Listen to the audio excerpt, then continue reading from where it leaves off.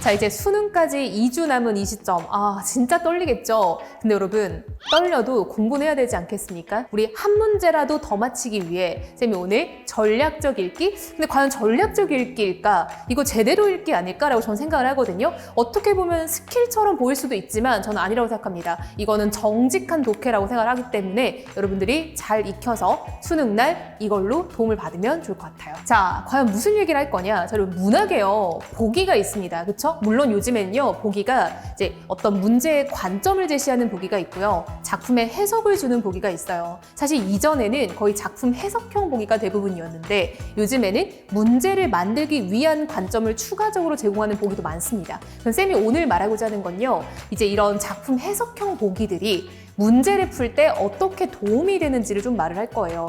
일단 쌤은 쌤 수업을 듣는 모든 학생들한테 제가 이제 세뇌시키는 것은요, 저는 문제부터 읽어라를 이제 좀 주장하는 사람입니다. 이거는 뭐 개인적인 의견입니다. 저는요, 우리가 이 글을 감상하려고 하는 게 아니라 문제를 풀려고 읽는 건데 문제에서 요구하는 게 뭔지 알아야 지문을 읽을 때 도움이 되지 않을까요? 저는 그런 관점으로 문제를 먼저 읽으라 하고요. 특히 문학에 있어서 보기는요, 꼭 먼저 읽으라고 합니다. 불교 설화를 근원으로 하고 있는 적성의전은 소설로 형성되는 과정에서 유교적 덕목인 효행이 강조된다라고 나와 있죠. 여러분, 제가 뭘 읽으라고 하면요, 그냥 글자만 읽는 게 아니라 제대로 읽으라는 거예요. 이 작품은 불교 설화를 근원으로 하고 있다. 그럼 불교적 가치관들이 들어있다는 얘기겠죠. 그쵸? 두 번째, 소설로 형성되는 과정에서 유교적 덕목인 효행이 들어왔대요. 효행이 뭡니까?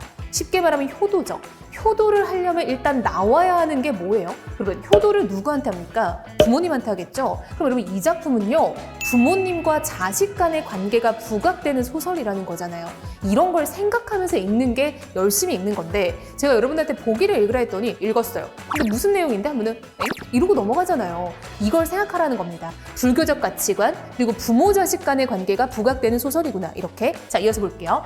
또한 대결 구도를 근간으로 하면서 초월적 존재 혹은 천상계가 설정되는 특징을 보여준다. 아, 여러분, 대결 구도. 그럼 소설 문학 개념으로 선인, 착한 사람과 악인이 나올 거고요. 반대로 또 주동인물이라는 주인공과 그 주인공에 반하는 반동인물이 나오겠죠. 대결 구도니까요. 그러면서 초월적 존재나 천상계도 나온대요. 여러분, 초월적 존재하면 뭐가 있을까요? 그쵸, 신 같은 것들, 인간을 초월하는 존재들이죠. 그리고 여러분, 천상계, 하늘나라에 다른 세상이 있다. 그럼 여러분, 이것도 이원적 구조, 이렇게 읽어줘야겠죠. 특히 형제 갈등이라는 가족 내의 문제를 다루면서 권선징악적 성격을 드러내고 있다. 자, 여러분, 여기서 포인트가 나왔어요. 자, 보니까요, 앞에서 대결 구도를 근간으로 한다라고 나왔죠. 그럼 대결 구도는 어떤 갈등 관계를 포함하고 있다라고 했는데요. 뒤에서 더 구체화가 됐어요.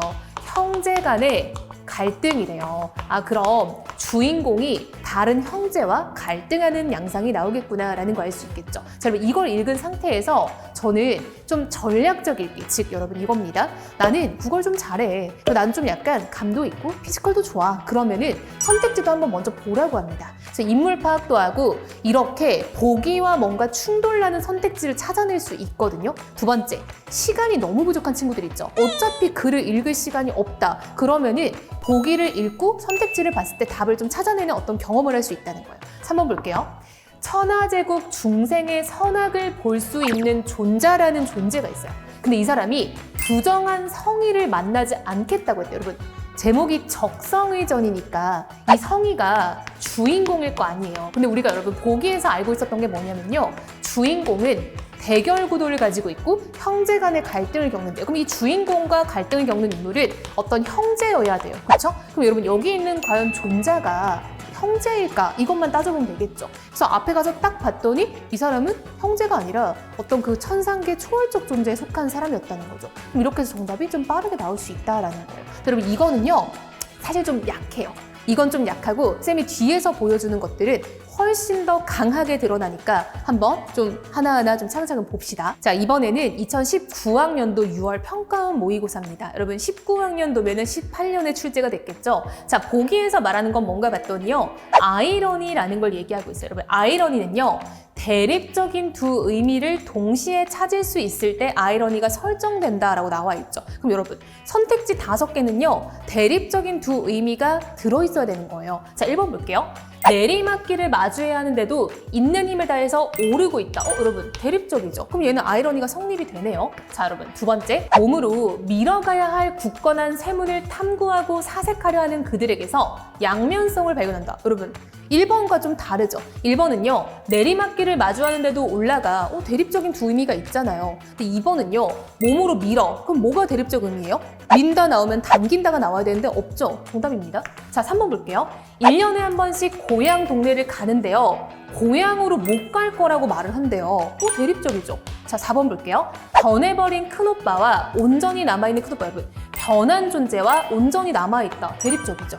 5번 볼게요. 은자는 만나고 싶지 않다고 생각하는데도 만나자는 은자의 전화를 기다린다. 여러분 이것도 대립적이죠. 그럼 여러분 보세요. 1번, 3번, 4번, 5번은 그냥 글을 안 읽었음에도 불구하고 선택지에서 아이러니, 대립적 의미가 딱딱딱딱딱 뜬단 말이죠. 근데 2번은요. 밀어, 미는데 탐구해. 이게 무슨 대립입니까? 그쵸? 정답은 2번이죠. 이런 것도 여러분 시간 없을 때 몇 번이야? 45번이죠 여러분. 마지막 문제예요. 시간이 없어 죽겠는데 이걸 포기할 게 아니라 하고 풀어야 될 거 아닙니까? 이렇게 하면 여러분 몇 점입니까? 3점이에요. 그쵸? 보통 보기가 달려있으면 3점이잖아요. 3점 맞히고 이거 딱 등급 올라서 최저 맞춰 꿀이죠. 그쵸? 자, 여러분 제가 이제 19학년도 걸 가져오니까 이거 뭐 옛날에나 됐던 거지 요즘엔 안 되는 거 아니야? 라고 생각할 수도 있어요. 근데 여러분 아닙니다. 제가요 이번 6구평에서도 그거 발견해가지고 쇼츠 올려놨어요. 자, 이번에는요 2014학년도 9월 평가원 모의고사. 여러분 이거요 오답률 굉장히 높았던 문제 중에 하나입니다. EBS 연기였음에도 불구하고 아이들이 많이 틀렸거든요. 시가 좀 난해하다고 느껴요. 자, 볼게요. 가는 적막한 산골 마을을 배경으로 그곳에 사는 한 노인의 모습을 관찰하여 들려주는 시이다. 향토적인 전경 속에서 낯설게 느껴지는 일상에 감각적으로 집중하는 노인을 통해 점점 사라져가는 것들에 대한 관심을 드러내고 라고 나와 있죠. 여러분 4번 볼게요. 지푸라기의 설레임을 귀를 모으고 듣고 새들의 온기를 숨을 죽이고 생각한다. 여러분 듣는 거 청각이죠. 온기 뭡니까? 촉각이죠. 여러분 우리가 이것들을 묶어서 감각적이다라고 할 수 있겠죠. 근데 여러분 여기 보기에서는 감각적으로 집중하는 것을 어떻게 느낀다 했어요? 낯설게 느끼고 있다라고 했어요. 근데 여러분 4번에서는요. 감각이 나왔는데 일상을 자연스럽게 받아들인대요. 맞아요? 틀려요? 틀리죠?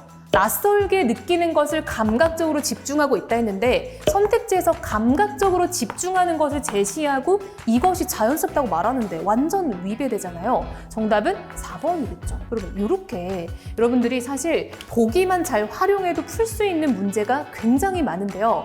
내가 이걸 놓치고 있지 않나라는 고민을 좀 해봐야 되는 거예요. 물론 이게 쉽지 않은 친구들도 있을 수 있어요. 그런데 여러분들이 이런 것들에 대해서 좀 이제 감각을 가지고 바라보다 보면은 보이는 것들이 많을 겁니다. 그럼 쌤이 처음에 했던 말이요. 과연 이게 스킬만이고 전략일까? 아니라는 거죠. 그냥 보기를 열심히 읽어서 내가 정보를 파악하면은 선택지에 위배되는 정보를 찾을 수 있다는 거고 그거는 제대로 읽는 거지 스킬적으로 전략적으로 읽는 거는 아닐 거라고 저는 생각을 한다는 겁니다. 여러분 사실은요.